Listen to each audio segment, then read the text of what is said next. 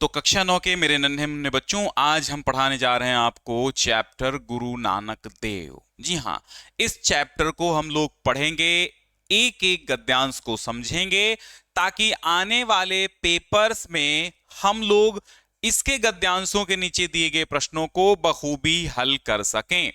तो welcome to ज्ञान Sindhu classes और शुरू करते हैं गुरु नानक देव। अब यहां पर समझना आपको यह है, गुरु नानक देव की महिमा के बारे में यह वर्णन है, तो एक एक गद्यांश को समझना। अच्छा, प्रश्न और उत्तर रटने से अच्छा है आप इस पाठ को ही समझ लें, क्योंकि प्रश्न उत्तर आप रटते जाएंगे और पता नहीं इस गद्यांश से कौन सा प्रश्न बन जाए। इसलिए जरूरी है आपको पाठ का एक्सप्लेन पढ़ना, पाठ की व्याख्या पढ़ना, पाठ को समझना, पाठ के मीनिंग्स को समझना, पाठ में क्या है ये समझना, और तभी आप पहचान पाएंगे कि ये गद्यांश किस पाठ से लिया गया है और गद्यांश का संदर्भ कैसे आप लिख पाएंगे। जब तक आप पाठ के विषय में नहीं समझ पाएंगे, पाठ को कैसे पहचानेंगे, तो कैसे संदर्भ लिख पाएंगे। संदर्भ के 2 अंक होते हैं, तो पाठ पढ़ना बहुत जरूरी है। क्वेश्चन आंसर भले ही एक बार ना पढ़ो, लेकिन पाठ पढ़ना बहुत जरूरी है। साथ में करा हम सब कुछ देंगे, परेशान होने कोई बात नहीं। कार्तिकी पूर्णिमा इस देश की बहुत पवित्र तिथि है। हजारी प्रसाद द्विवेदी इसके लेखक हैं। जीवन परिचय भी हजारी प्रसाद द्विवेदी का बहुत महत्वपूर्ण है। आप देख लीजिए, मैंने करा दिया होगा, और नहीं कराया है तो करा देंगे, आप कमेंट कर दीजिएगा। कार्तिकी पूर्णिमा इस देश की बहुत पवित्र तिथि है। पवित्र मतलब, पवित्र तो आप जानते हैं, बहुत ही पवित्र, जिसे आप पावन भी कह सकते हैं, पवित्र भी कह सकते हैं, उर्दू में पाकीज़ा कह सकते हैं, पाक कह सकते हैं। तो कार्तिकी पूर्णिमा, जैसे कुछ लोग कहते होंगे कतिकी पूर्णिमा, कतिकी स्नान, तो कार्तिक स्नान इसे ही कहते हैं। तो कार्तिकी पूर्णिमा इस देश की बहुत ही पवित्र तिथि है, बहुत ही पावन डेट है, दिनांक है। इस दिन सारे भारतवर्ष में कोई न कोई उत्सव, मेला, स्नान या अनुष्ठान होता है। अनुष्ठान शास्त्र सम्मत विधि से किया गया जो कार्यक्रम होता है उसको हम अनुष्ठान कहते हैं। किसी चीज की पूजा प्रतिष्ठा करना, शास्त्र सम्मत विधि के द्वारा कोई कार्यक्रम करना, कोई क्रिया करना, वो अनुष्ठान कहलाता है। किसी देवी देवता की पूजा करना अनुष्ठान कहलाता है। तो शरद काल का पूर्ण चंद्रमा इस दिन अपने पूरे वैभव पर होता है। वैभव माने ऐश्वर्य, यानी पूर्ण रूप से पूरा पूरा चंद्रमा खिला हुआ होता है। शरद काल का यानी कि हल्का हल्का ठंडी का, कार्तिक में ठंडी होती है। तो चंद्रमा इस दिन अपने पूरे वैभव पर होता, अर्थात पूर्ण रूप से खिलता है। आकाश निर्मल होता है, यानी आकाश निर्मल माने आकाश साफ सुथरा होता है। अब जब गद्यांश की व्याख्या करनी आएगी तो आप आकाश निर्मल लिखा है तो उसकी जगह पे आप बदल के लिख देना आकाश साफ सुथरा होता है। दिशाएं प्रसन्न, अर्थात दिशाएं खिली खिली प्रसन्नचित और पूरी की पूरी प्रकाश से युक्त होती हैं। वायुमंडल शांत, अर्थात संपूर्ण वातावरण में शांति छाई होती है। पृथ्वी हरी भरी, जल प्रवाह मृदु मंथर हो जाता है। पृथ्वी, संपूर्ण पृथ्वी हरियाली से युक्त हो जाती है। जल प्रवाह माने जल का बहाव, मृदु माने कोमल, मधुर, मंथर माने धीमा, मधुर और धीमा हो जाता है जल का बहाव।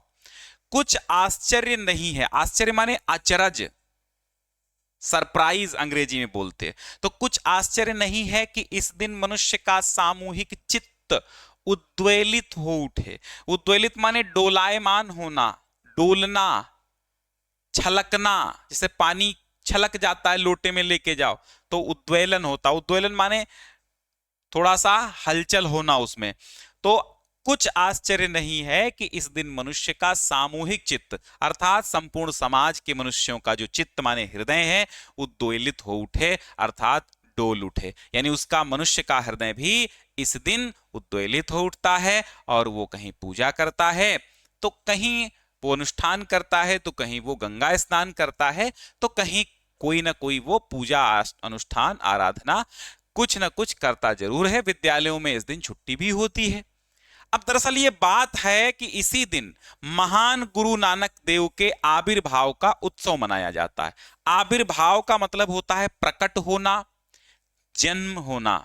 आविर्भाव माने जन्मना या प्रकट होना या पैदा होना। तो इसी दिन क्या है, क्यों कार्तिक पूर्णिमा इतनी महत्वपूर्ण है? क्योंकि इसी दिन महान अपने गुरु नानक देव जी का जन्म हुआ था, प्राकट्य हुआ था, और उनके प्रकट रूप का उत्सव मनाया जाता है, जन्म दिवस मनाया जाता है। आकाश में जिस प्रकार षोडश कला, षोडश माने 16, षोडश मीन्स 16, आकाश में जिस प्रकार 16 कला से पूर्ण, यानी पूर्ण ऐसा माना जाता है चंद्रमा में 16 कलाएं होती हैं, 16 कलाएं पूर्ण चंद्रमा में होती हैं। और कला जो होता है एक चंद्रमा का 16वां भाग, उसको कला कहते हैं। तो आकाश में जिस प्रकार माने जैसे षोडश कला यानी 16 कलाओं से पूर्ण चंद्रमा अपनी कोमल स्निग्ध माने चिकनी किरणों से प्रकाशित होता है, उसी प्रकार मानव चित्त माने मानव का हृदय में, मानव के हृदय में भी, दिल में भी किसी उज्जवल प्रसन्न ज्योतिपुंज, ज्योतिपुंज माने प्रकाश के समूह का आविर्भाव माने प्रकट होना स्वाभाविक है, यानी प्रकट होना बिल्कुल जायज है। गुरु नानक देव ऐसे ही षोडश कला से पूर्ण स्निग्ध ज्योति महामानव थे। गुरु नानक जी क्या थे? ऐसे ही चंद्रमा के भांति 16 कलाओं से परिपूर्ण कोमल ज्योति स्वरूप महामानव थे। मनुष्य नहीं थे, वो महापुरुष थे, महामानव थे। लोकमानस में अरसे से, अरसे माने एक लंबे समय से, लोकमानस में माने लोगों के मन में, तो लोगों के मन में अरसे से यानी कि एक लंबे समय से कार्तिकी पूर्णिमा के साथ गुरु के आविर्भाव का संबंध जोड़ दिया गया है। कहते हैं कि एक लंबे अरसे से लोकमानस में यानी लोगों के मन में, लोगों के दिलों में क्या कह दिया गया है? जो गुरु नानक देव का आविर्भाव है उसका संबंध कार्तिक पूर्णिमा के साथ जोड़ दिया गया है कि इसी दिन गुरु नानक देव जी का भी प्रकट होना था। स्वाभाविक है, इसी दिन गुरु नानक देव भी प्रकट हुए थे और इसी दिन कार्तिक पूर्णिमा हम मनाते हैं। गुरु किसी एक ही दिन को पार्थिव शरीर में आविर्भूत हुए होंगे, पर भक्तों के चित्त में प्रतिक्षण प्रकट हो सकते। अब इसको समझो क्या कहते हैं। गुरु किसी एक ही दिन को, अर्थात गुरु तो किसी एक दिन ही पार्थिव शरीर, पार्थिव शरीर माने पृथ्वी से संबंधित शरीर। पार्थिव शरीर वो होता है जो पृथ्वी पर उत्पन्न होता है, पृथ्वी से संबंधित शरीर होता है, यानी जो मिट्टी का पुतला बना और मिट्टी में मिल जाएगा, वो पार्थिव शरीर। तो गुरु किसी एक ही दिन को पार्थिव शरीर में आविर्भूत, आविर्भूत माने प्रकट होना, प्रकट हुए होंगे। लेकिन हजारी प्रसाद द्विवेदी जी कहते हैं परंतु भक्तों के चित्त में, भक्तों के दिलों में वे प्रतिक्षण प्रकट हो सकते हैं। भक्तों के दिलों में वे प्रत्येक क्षण प्रकट हो सकते हैं। जब भक्त उनका नाम लेंगे तो गुरु नानक देव उनके दिलों में आके प्रकट हो जाएंगे। पार्थिव रूप को महत्व दिया जाता है, परंतु प्रतिक्षण आविर्भूत होने को आध्यात्मिक दृष्टि से अधिक महत्व मिलना चाहिए। हजारी प्रसाद द्विवेदी कहते हैं कि पार्थिव रूप को अधिक महत्व दिया जाता है, जो रूप पृथ्वी से संबंधित है उसको अधिक महत्व दिया जाता है, लेकिन प्रतिक्षण आविर्भूत अर्थात प्रत्येक क्षण प्रकट होने वाले को आध्यात्मिक दृष्टि से अधिक महत्व मिलना चाहिए, अधिक महत्ता मिलनी चाहिए। भाई ठीक है।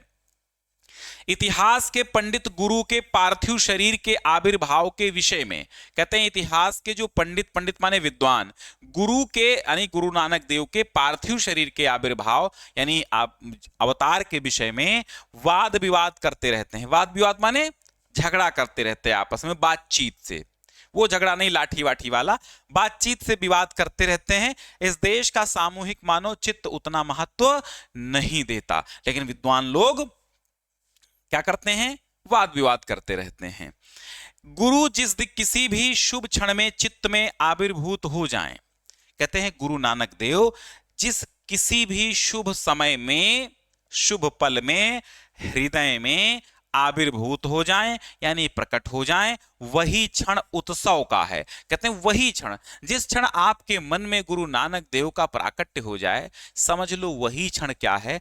उत्सव का क्षण है। वही क्षण उत्सव मनाने का है। यानी भगवान जब दिल में प्रकट हो जाएं, समझ लो तभी हम पूजा करने लगे, तभी हमारा भजन हो गया। वही क्षण उल्लसित कर देने वाले के लिए पर्याप्त है। उल्लसित कर देने माने प्रसन्नचित कर देना, उल्लास से भर देने के लिए पर्याप्त है। नवो भवसि जायमानः, गुरु तुम प्रतिक्षण चित्त भूमि में आविर्भूत होकर नित्य नवीन हो रहे हो। ये इसका हिंदी अनुवाद है। नवो नवो भवसि, भवसि माने हो रहे हो, नवो नवो माने नवीन, जायमानः माने प्रकट होकर के, आविर्भूत होकर के। गुरु तुम प्रतिक्षण चित्त भूमि में, यानी हृदय की भूमि में, यानी कि दिल में आविर्भूत होकर के, प्रकट होकर के नित्य नवीन हो रहे हो, यानी प्रतिक्षण नए नए हो रहे हो। हजारों वर्षों से शरत काल की यह सर्वाधिक प्रसन्न तिथि प्रभा मंडित पूर्ण चंद्र के साथ उतनी ही मीठी ज्योति के धनी महामानव का स्मरण कराती रही है। कहते हैं कि हजारों वर्षों से, यानी हजारों सालों से, शरत काल माने सर्दी की यह सर्वाधिक प्रसन्न तिथि, सर्वाधिक महत्वपूर्ण तिथि कौन सी? पूर्णिमा की तिथि, कार्तिकी पूर्णिमा की तिथि। प्रभा मंडित पूर्ण चंद्र, अर्थात प्रभा माने प्रकाश, चमक से, मंडित माने सुसज्जित, तो प्रकाश या चमक से युक्त पूर्ण चंद्रमा के साथ उतनी ही मीठी ज्योति, ज्योति माने प्रदीप्ति, चमक, और प्रकाश कह सकते हो, ज्योति के धनी महामानव, ज्योति के धनी महामानव का स्मरण माने याद कराती रही है। क्या? कार्तिक पूर्णिमा की तिथि। किसका याद कराती रही है? महामानव गुरु नानक देव की।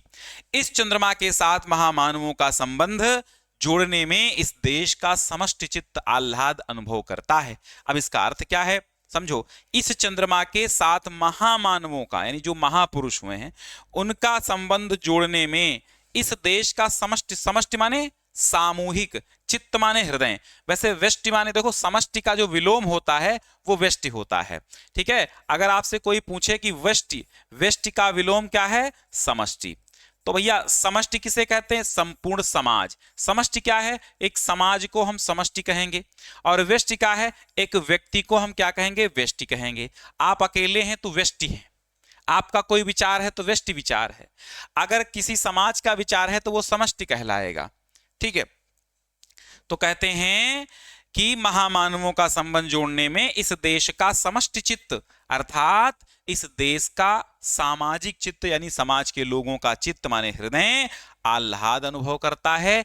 आह्लाद मीन्स होता है प्रसन्नता, आह्लाद मीन्स प्रसन्नता या खुशी अनुभव करता है। हम रामचंद्र, कृष्णचंद्र आदि कहकर इसी आह्लाद को प्रकट करते हैं। कहते हैं हम लोग क्या कहते हैं? जैसे भगवान रामचंद्र, भगवान श्री कृष्ण कह करके इसी आह्लाद यानी इसी प्रसन्नता को प्रकट करते हैं। गुरु नानक देव के साथ इस पूर्ण चंद्र का संबंध जोड़ना भारतीय जनता के मानस के अनुकूल है, यानी भारतीय जनता के मन के अनुरूप ही है, मन के लिए सही है। आज वो अपना आह्लाद प्रकट करती है, यानी आज कार्तिक पूर्णिमा के दिन वो अपना आह्लाद, वो जनता अपनी प्रसन्नता प्रकट करती है। कोई स्नान करता है, कोई ध्यान करता है, कोई पूजा करता है, इस तरह।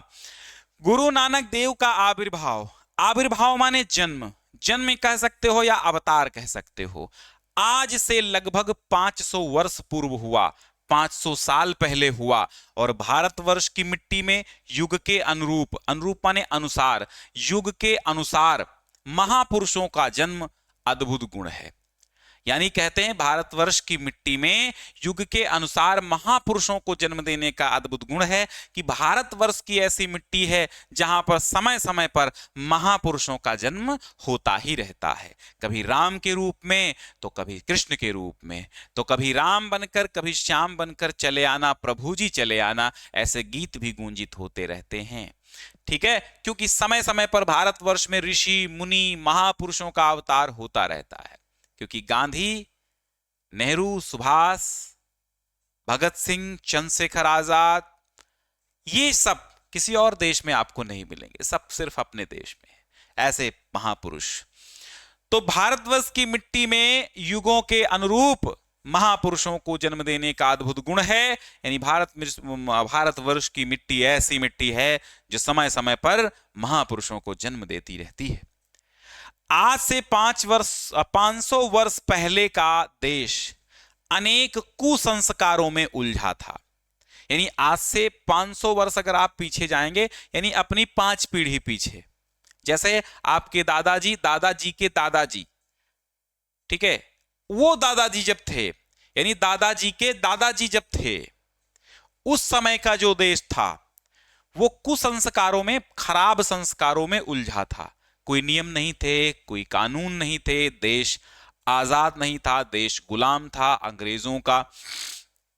जातियों, संप्रदायों, धर्मों और संकीर्ण कुलाभिमानों से वह खंड विच्छिन्न हो गया था। कहते हैं तमाम जातियों में बटा हुआ था, ऊंच नीच था, तमाम धर्म, तमाम संप्रदायों में बटा हुआ था। संकीर्ण माने बहुत ही सकरी, तुच्छ। कुल अभिमान माने वंशों का अभिमान। कुल अभिमान मतलब होता है परिवार, मेरा परिवार ऊंचा है, मैं राजा हूं, मैं सामंत हूं, मैं जमींदार हूं, ऐसे उच्च कुल अभिमान। कुलाभिमान माने परिवार का अभिमान, कि हमारा कुल, हमारा वंश अभिमान करने वाला है कि हम जो है उस वंश में जन्मे हैं तो हम ऊंचे हैं, ये कुलाभिमान होता है। तो इस जैसे जाति, धर्म, संप्रदाय, भेदभाव, ऊंच नीच से ये जो देश है अपना ग्रसित था और खंड विच्छिन्न था। खंड माने टुकड़े टुकड़े होकर के अलग अलग हो गया था। देश में नए धर्म के आगंतुकों के कारण, आगंतुक माने होता है मेहमान या आने वाला जो होता है उसको आगंतुक कहते हैं। तो देश में नए धर्म के आगंतुक यानी नए धर्म के आने वाले लोगों के कारण एक ऐसी समस्या उठ खड़ी हुई थी जो इस देश के हजारों वर्षों के लंबे इतिहास में अपरिचित थी। यानी एक ऐसी समस्या आ गई थी, जो नया संप्रदाय, नया धर्म आ रहा था वो अपने में कन्वर्ट करने को कह रहा था लोगों को।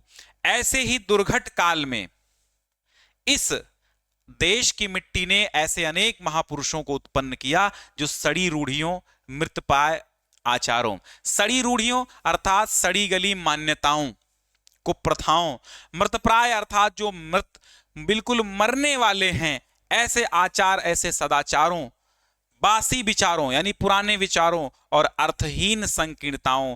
अर्थहीन संकीर्णताओं माने जिनका कोई अर्थ नहीं है, ऐसी तुच्छताओं के विरुद्ध प्रहार करने में कुंठित नहीं हुए, अर्थात प्रहार करने में बिल्कुल भी सकुचाए नहीं, कुंठित नहीं हुए, बिल्कुल भी सकुचाए नहीं, और इन जर्जर बातों से परे सब में विद्यमान, सबको नई ज्योति और नया जीवन प्रदान करने वाले महान जीवन देवता की महिमा प्रतिष्ठित करने में समर्थ हुए।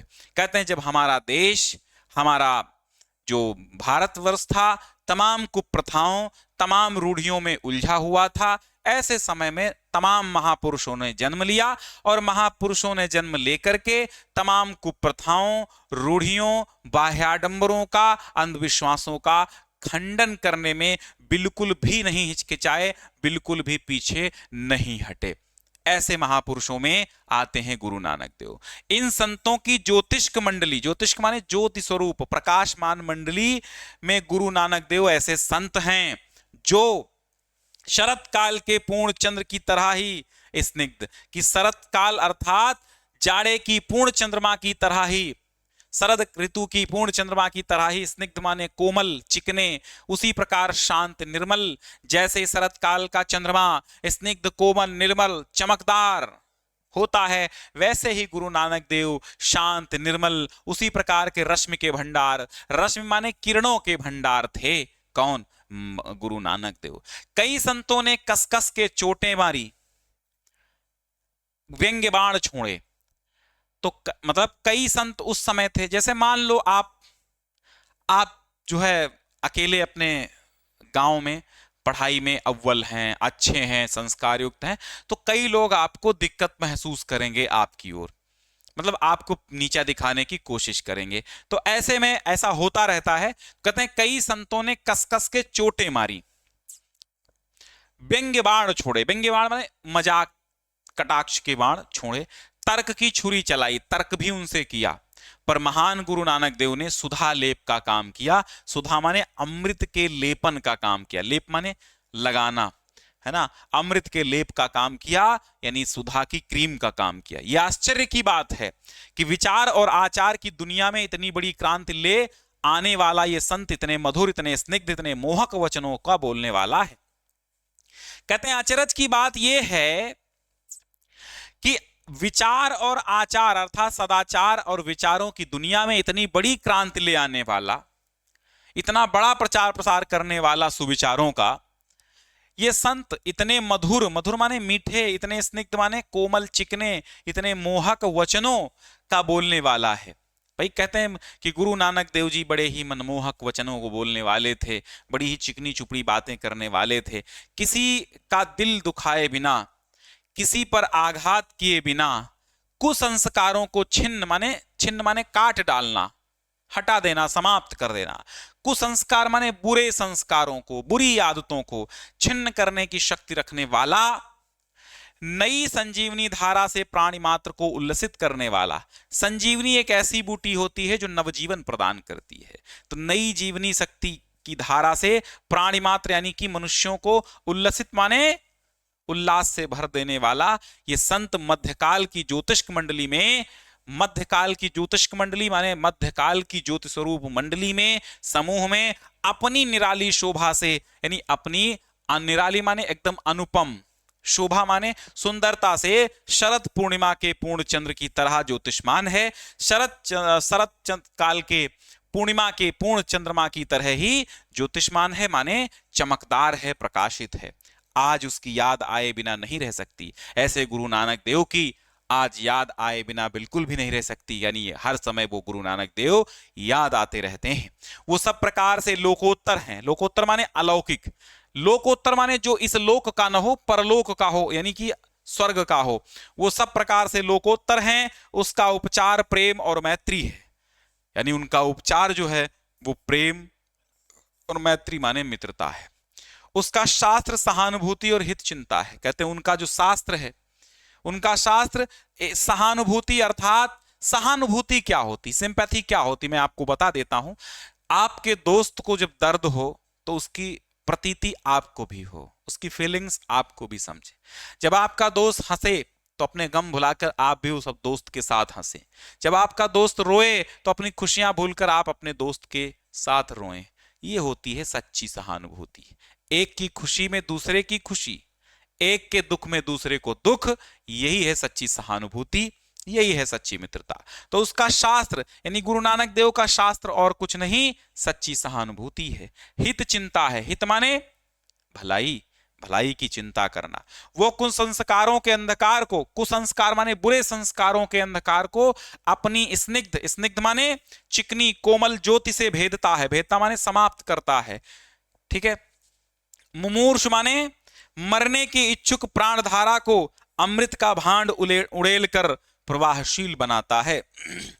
मुमूर्ष प्राणधारा को, अर्थात मरने की इच्छुक प्राणधारा को अमृत का भांड, भांड माने बर्तन, जो मरने का इच्छुक व्यक्ति है उसकी प्राणधारा को अमृत का बर्तन उड़ेल कर प्रवाहशील बनाता है। अमृत का बर्तन उड़ेल कर उसको प्रवाहशील बनाने का मतलब है उसको नवजीवन प्रदान करता है। उनके ऐसे सेंटेंसेस हैं, ऐसे वचन हैं।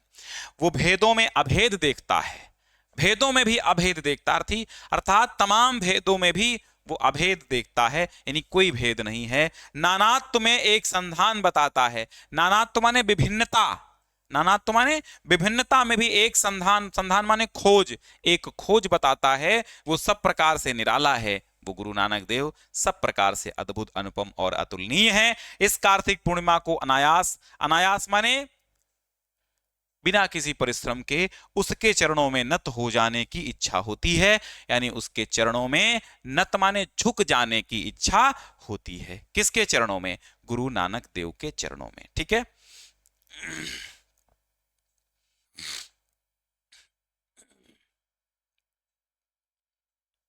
चलिए ये देखिए, गुरु नानक ने प्रेम का संदेश दिया है। उनका कथन था कि ईश्वर नाम के सम्मुख जाति और कुल के बंधन निरर्थक होते हैं, क्योंकि मनुष्य जीवन का जो चरम प्राप्तव्य है वो स्वयं प्रेम रूप है। गुरु नानक ने प्रेम का संदेश दिया है। उनका कहना है कि ईश्वर नाम के सामने जाति, कुल, राजा, ऊंच नीच सब बेकार हैं बंधन ये, क्योंकि मनुष्य जीवन का जो चरम प्राप्तव्य है वो स्वयं प्रेम रूप है। यानी मनुष्य जीवन का जो परम लक्ष्य है वो बस प्रेम है। अगर एक दूसरे से हम प्रेम नहीं कर पाएंगे तो मनुष्य जीवन का लक्ष्य बेकार है। तो फिर ये कैसा है मतभेद, तो फिर ये कैसा है मतभेद, मेरा खून न काला और न तेरा खून सफेद, तो फिर ये कैसा है मतभेद, तो फिर ये कैसा है मतभेद। मतभेद नहीं करना है, सबका खून लाल है, मेरा काला तो नहीं है, तो जब खून लाल है तो हम सब एक हैं। इसलिए जाति धर्म से ऊपर उठ करके मानवता की सेवा करनी चाहिए, यही समझाने की कोशिश है। प्रेम ही उसका स्वभाव है, प्रेम ही उसका साधन है, स्वभाव और साधन दोनों ही प्रेम है मनुष्य के। अरे ओ मुग्ध मनुष्य, मुग्ध माने मोहित, माया में फंसा हुआ लालची, सच्ची प्रीत से ही तेरा मान अभिमान नष्ट होगा। कि तू सच्चा प्रेम करेगा ईश्वर से और मनुष्य से, तभी तेरा मान अभिमान अहंकार ये सब नष्ट होगा। तेरी छोटाई की सीमा समाप्त होगी और तू छोटा नहीं रहेगा। जब तू सबको समान मानेगा तो तू स्वयं भी छोटा नहीं रहेगा। परम मंगल में शिव तुझे प्राप्त होगा। परम मंगल में शिव माने कल्याण भी होता है और शिव माने शिव शंकर भी होता है। तो परम मंगल में शिव की प्राप्ति होगी। उसी सच्चे प्रेम की साधना तेरे जीवन का परम लक्ष्य है और उसी सच्चे प्रेम की साधना तुम्हारे जीवन का परम लक्ष्य है। कि इंसान से इंसान का हो भाईचारा, यही संदेश हमारा। बाह्य आडंबरों को तू धर्म समझ रहा है, मूल संस्कारों को तू आस्था मानता है। नहीं प्यारे, ये सब धर्म नहीं है। धर्म तो स्वयं रूप होकर भगवान के रूप में तेरे भीतर विराजमान है। धारणा धर्म, जो कुछ आप धारण करते हैं वो धर्म है। उसी अगम अगोचर प्रभु की शरण पकड़। क्या पड़ा है इन छोटे अहंकारों में? ये मुक्ति के नहीं, ये बंधन के हेतु हैं। हेतु माने कारण। कहते हैं जो छोटे छोटे अहंकार तू करता है कि मैं उच्च जाति का हूं, घर में भले खाने को न हो लेकिन मैं उच्च जाति का हूं, मैं निम्न जाति का हूं, मैं राजा का लड़का हूं, मैं प्रजा का लड़का हूं, ये जो उच्च जाति का मामला है तुम्हारा, ये मुक्ति के नहीं बंधन के कारण है। ये जो तुम समझ रहे हो छोटे छोटे अहंकार कि नहीं मेरे पास पैसा बहुत है, मैं ऊंचे कुल का हूं, मैं अमीर खानदान का हूं, ये क्या है? छोटे छोटे तुम्हारे अहंकार हैं और ये मुक्ति आपको नहीं दिला सकते। ये सब बंधन है, बंधन के कारण है। उनका मत था, किसका? गुरु नानक देव का। ये सारे जो विचार हैं गुरु नानक देव के हैं। उनका मत था कि विश्व का परित्याग कर संन्यास लेना ईश्वर की दृष्टि में आवश्यक नहीं है। कि आप, गुरु नानक देव का मत क्या है? उनका मानना यह है कि आप विश्व का परित्याग करेंगे और आप सन्यास लेंगे, संसार को त्यागेंगे, सन्यास लेंगे, परिवार को त्यागेंगे, सन्यास लेंगे। ईश्वर की दृष्टि में यह आवश्यक नहीं है। कहते हैं ईश्वर यह नहीं कहता कि आप दुनिया त्याग दें और आप सन्यास ले लें, क्योंकि ईश्वर ने आपको सन्यास के लिए नहीं भेजा है। ईश्वर ने आपको धर्मार्थ काम मोक्ष चारों पुरुषार्थों को करने के लिए भेजा है। उसके लिए तो धार्मिक सन्यास तथा भक्त व गृहस्थ सभी समान है। ईश्वर के लिए सब समान है, उसके सामने कोई छोटा कोई बड़ा नहीं है। उन्होंने मृत्यु पर्यंत हिंदू मुसलमानों के तीव्र मतभेदों को दूर करने की सफल चेष्टा की है। वो हिंदू और मुसलमानों दोनों को समझाने वाले व्यक्ति थे। कबीर, नानक, दादू, रैदास, ये ऐसे ही व्यक्ति थे जो जाति पात के विरोधी थे, बाह्य आडंबरों के खंडन करता थे। वो मनुष्य में और मनुष्य में भेद नहीं मानते थे। इनके शिष्यों में हिंदू और मुसलमान दोनों ही थे। गुरु नानक देव के शिष्य मुसलमान भी थे, हिंदू भी थे।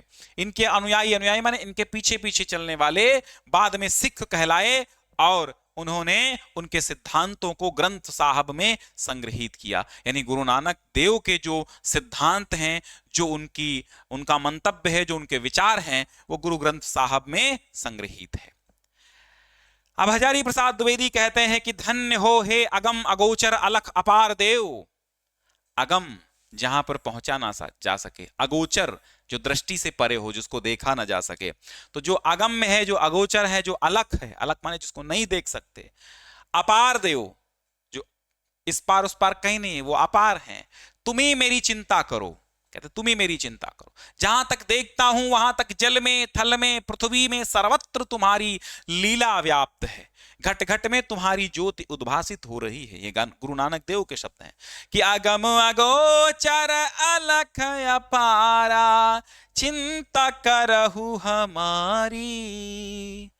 अगम अगोचर अलख अपारा, चिंता करो हमारी। जाति क्या लिखा, हाँ, जली थली माही अली भरी पुरला, घट घट ज्योति तुम्हारी, घट घट ज्योति तुम्हारी। अद्भुत है गुरु की बानी, ये गुरु की बानी है, नानक देव की बानी है। सहज बेधक शक्ति है, बेधक माने दिल तक बेध देने वाली शक्ति है। कहीं कोई आडंबर नहीं, कोई बनाव नहीं, सहज हृदय से निकली हुई, सहज प्रभावित करने की अपार शक्ति। सहज जीवन बड़ी कठिन साधना है। सहज भाषा बड़ी बलवती आस्था है। बलवती माने मजबूत, बलवान। सीधी लकीर खींचना टेढ़ा काम है। गुरु का आडंबर सहज धर्म ऐसे ही सहज वाणी से प्रचारित हो सकता है। सीधी लकीर आप खींचेंगे तो टेढ़ी हो जाएगी, है, टेढ़ी हो गई। सीधी लकीर तो सीधी भाषा बोलना, सीधे रहना, सरल होना, ये बड़ा कठिन काम है। सीधा ही कठिन है, सरल ही कठिन है। आप सरल मार्ग पे चलेंगे वही कठिन है, वही मार्ग कठिन है। तो कहते हैं सीधी रेखा खींचना बड़ा ही कठिन काम है। गुरु का आडंबर सहज धर्म ऐसे ही सहज वाणी से प्रचारित हो सकता था। कितनी अद्भुत निराभिमान शैली है, यानी अभिमान रहित शैली है। कहीं भी पांडित्य का दुर्धर बोझ नहीं। कहते हैं उनके कविताओं में कहीं विद्वता का दुर्धर बोध नहीं है कि मैं इतनी कठिन भाषा में आपको समझाऊंगा कि समझ में नहीं आएगा। और फिर भी पंडितों को आंदोलित करने वाली ये वाणी धन्य है। पंडितों माने विद्वान, विद्वानों को आंदोलित करने वाली, विद्वानों के हृदय को हिला देने वाली ये वाणी कैसी है, धन्य है। क्या कहा गुरु नानक देव ने कि कोई पढ़ता सहजा कीर्ता, कोई पढ़े पुराना, कोई पढ़ता सहसा कीर्ता, कोई पढ़े पुराना, कोई नाम जपे जप माली, लागे तिसे धियाना, कोई पढ़ता सहसा कीर्ता, कोई पढ़े पुराना। अब ही कभी किछु न जाना, तेरा एको नाम पिछाना, ना जाना हरे मेरी कमल गति, हम मूर्ख अज्ञान शरण प्रभु तेरी, कोई कृपा राखऊ मेरी लाज पते, कोई कृपा राखऊ मोरी लाज पते। ये वाणी किसकी है? गुरु नानक देव की है। ऐसी मीठी निरहंकारी सीधी वाणी से गुरु ने भटकती जनता को उसका लक्ष्य बताया। आज विद्वान चकित हैं, पंडित अचरज में हैं। कितनी बड़ी ताकत और कैसा निरीह रूप। निरीह माने इच्छा रहित, निरीह, निर माने बिना, ईह माने इच्छा, तो निरीह माने इच्छा रहित रूप। कालिदास ने ठीक ही कहा था, ध्रुवम वपुः कांचन पद्म निर्मितम, मृदु प्रकृत्या च ससारमेऊचा।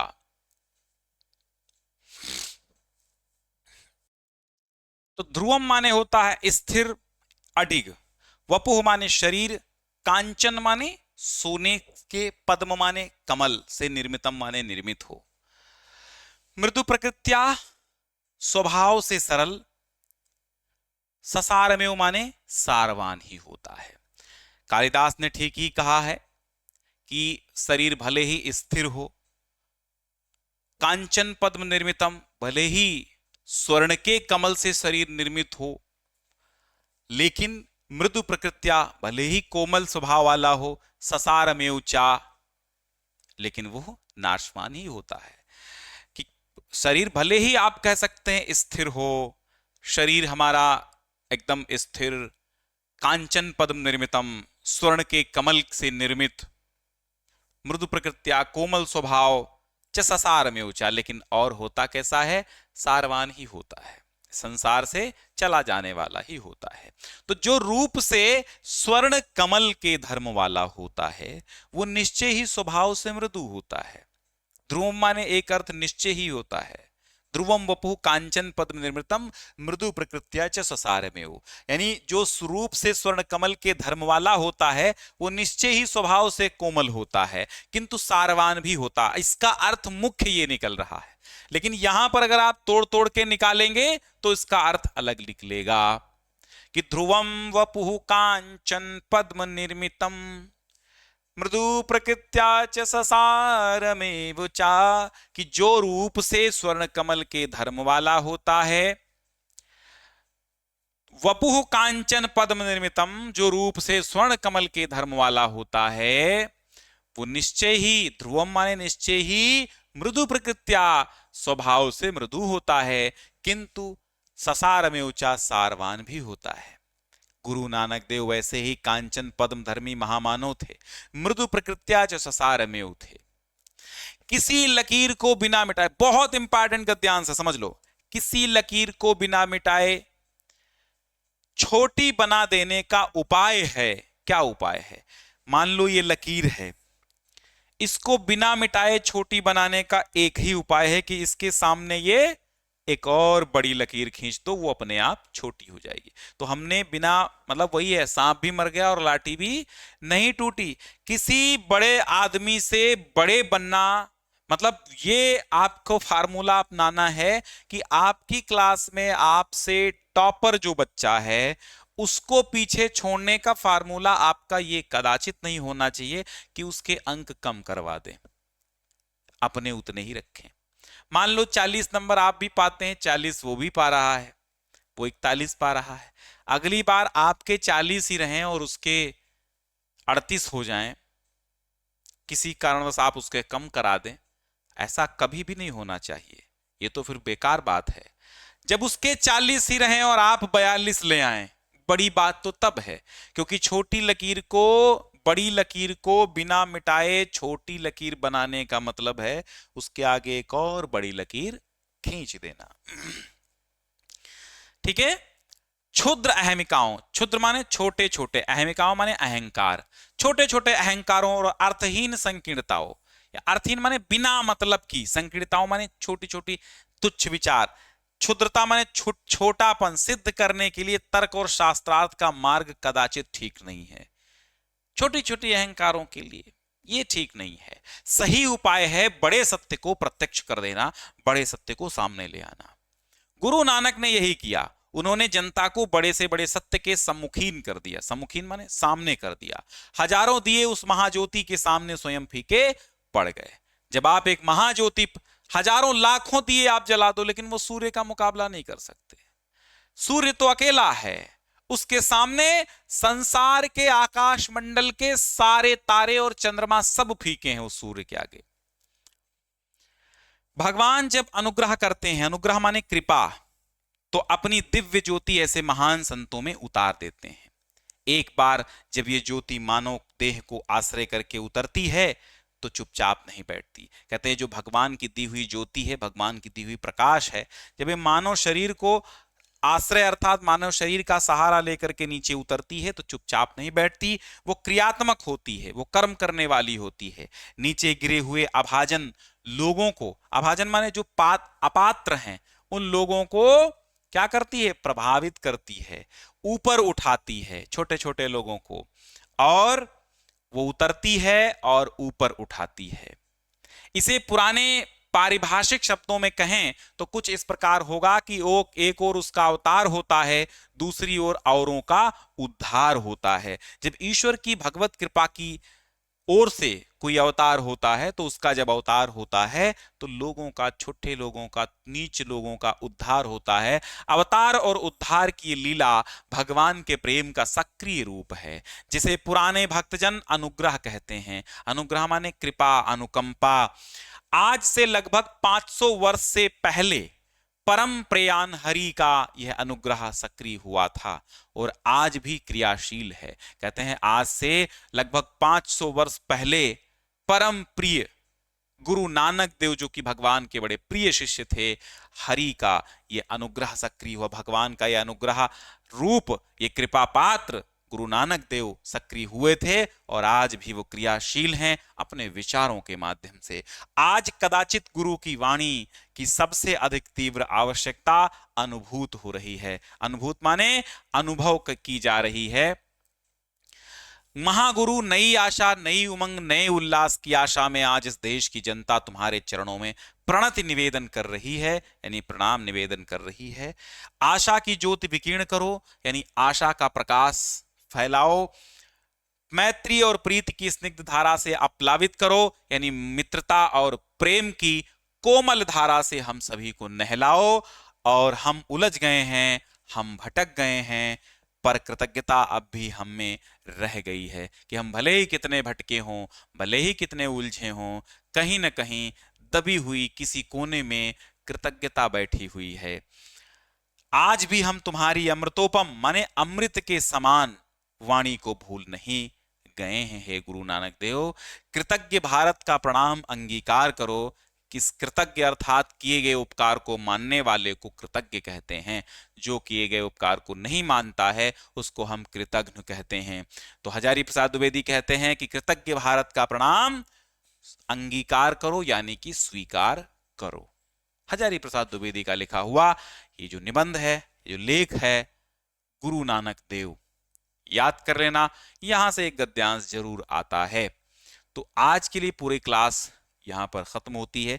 अगला जो आपका चैप्टर है वो कौन सा चैप्टर आएगा? अगला चैप्टर आपका आएगा, ये रहा, महादेवी वर्मा का लिखी हुई कहानी, ये आएगी गिल्लू। ठीक है, तो आज के लिए बस इतना ही। लाइक, शेयर और सब्सक्राइब करना बिल्कुल भी ना भूलें, क्योंकि आप अगर अपने दोस्तों को इस वीडियो को भेजते हैं तो उनकी आप भलाई करेंगे, और अगर आप किसी की भलाई कर रहे होते हैं तो ईश्वर कहीं ना कहीं आपकी भलाई के बारे में जरूर विचार कर रहा होता है। आज के लिए बस इतना ही, मिलते हैं कल शाम 6 बजे, तब तक के लिए बहुत बहुत नमस्कार।